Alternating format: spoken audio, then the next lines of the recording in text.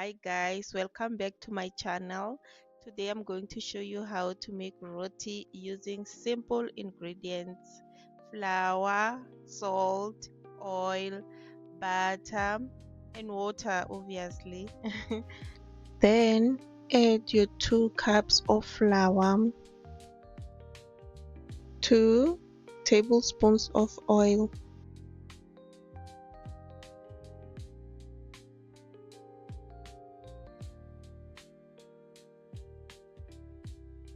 then add half teaspoon of salt, then 1 tablespoon of butter. If you want, you can add 2. Add 1 cup of boiling water. Yes, you heard me right. Boiling water, not warm water. Gradually add the water to the mixture, a little at a time while stirring. Use a spoon or another utensil instead of your hands because the water is still very hot and may burn you.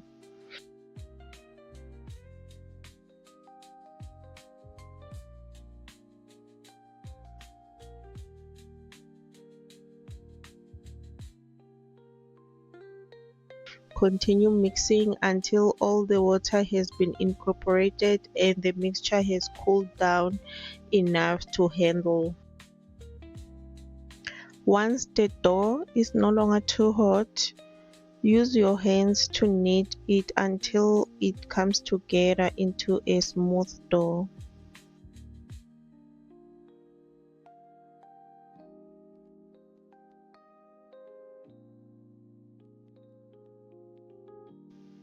Once the dough is smooth enough, cover it with a clean kitchen cloth and let it rest for 30 minutes.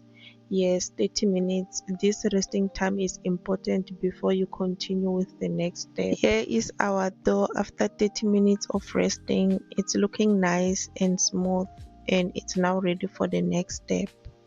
Lightly sprinkle some flour on your work surface so the dough doesn't stick as you roll it out. I don't have a rolling pin, so please don't judge me. I'm using a glass instead. I was really craving for a roti and I wasn't going to let a lack of rolling pin stop me from making it. So remember guys, you can use what you have at home. Just be creative. Here I'm dividing my dough into 8 equal pieces. I got this idea from a video I saw on another platform from someone who was making roti, and I really liked the way she divided the dough into 8 pieces, so I decided to do the same. Now I'm taking one of the dough pieces and shaping it into a circle before rolling it out. Guys, don't expect a perfect professional circle. As you can see, I don't have a rolling pin, so I'm just making dough with what I have. The important thing is that it gets rolled out and tastes delicious at the end. Okay, so now I'm placing the rolled out dough into the pan. The heat is set to medium high, which is perfect for cooking the roti evenly. Now we'll let it cook until it starts to puff up. Once the first side starts to puff up, turn it over and cook the other side. Then brush some melted butter on top. This gives the roti a delicious flavor and helps keep it soft. So now I'm gently pressing the roti down to help it cook a little faster and ensure it cooks evenly. Keep flipping both sides until it comes out the way you like it.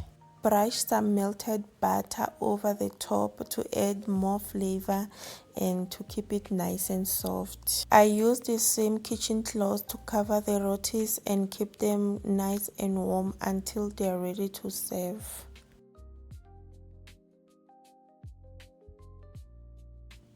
And here are our beautiful soft rotis. They came out perfectly, just the way I like them. Soft, fluffy and ready to enjoy. Thank you so much for watching. We've come to the end of our roti making journey. If you'd like to see how I served my roti, keep watching for a simple serving suggestion. consider it a little bonus clip just for you. Thanks again for watching, and I'll see you in the next video.